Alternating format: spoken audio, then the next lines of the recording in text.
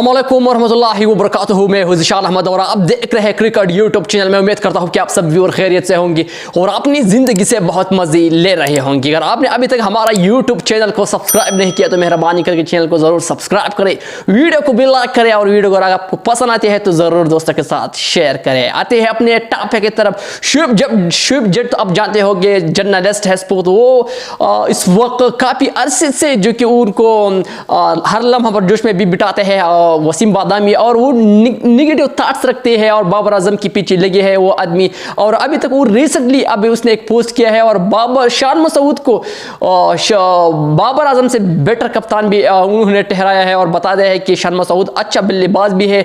और वो उसने ये भी बताया है कि बाबर आजम से ज़्यादा शान मसूद ज़्यादा बाबर आजम ने ज़्यादा मैच किए हैं, तो इस लिहाज से बाबर आजम की ज़्यादा रन है, लेकिन शान मसूद बेटर है। और मुसलसल तनकीद क्रिटिसाइज कर रहा है, बोलते हैं बाबर आजम पर।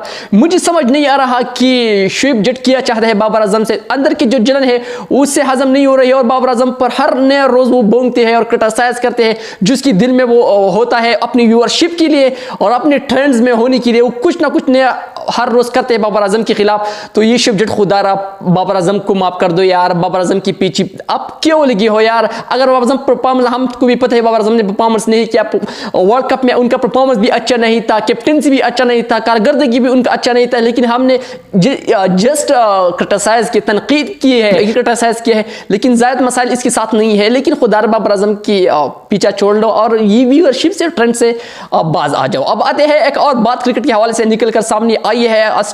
न्यूजीलैंड और इंडिया की मैच में आपने देखा होगा कि जब रोहित शर्मा टॉस फेंक देते हैं और मैच भी है जो टॉस जो कि वो इंडिया को देते हैं कि इंडिया ने टॉस जीता है, लेकिन ये इंडिया वर्ल्ड कप में जो चीटिंग की है इंडिया क्रिकेट टीम ने इस वर्ल्ड कप जीतने के लिए कुछ ना कुछ करते रहते हैं। आप सबने देखा होगा, क्रिकेट शायकीन भी देखते हैं, क्रिकेट एक्सपर्ट भी देते हैं कि इंडिया क्रिकेट टीम जो है वो एक चीटिंग टीम है और वो पेक्सर के नाम से भी जाने जाते हैं इस दुनिया में। वो कुछ ना कुछ करते हैं और फाइनल जो मैच है नरेंद्र मोदी स्टेडियम में ऑस्ट्रेलिया के खिलाफ, वो इस मैच में भी कुछ ना कुछ करेगा और अपनी टीम को फाइनल में पहुंचाने के लिए, फाइनल मैच जितवाने के लिए वो कुछ खामखा वो करेगा, लेकिन वो बाज नहीं आ रहे हैं। और केन विलियमसन को उसने धोखा भी दिया इस टास्क के दौरान। मैंने कुछ दोस्तों को भी बताया कि वो टास्क जो है वो केन विलियमसन ने जीता था और मैच रेफरी ने वो टास्क जो है वो रोहित शर्मा को दिया और रोहित शर्मा ने और इंडिया की जो टीम ने उसने पहले बैटिंग की और 393 रन जैसा पहाड़ जैसा अंबार लगाया और न्यूजीलैंड टीम को बीट किया। ये एक चीटिंग है जो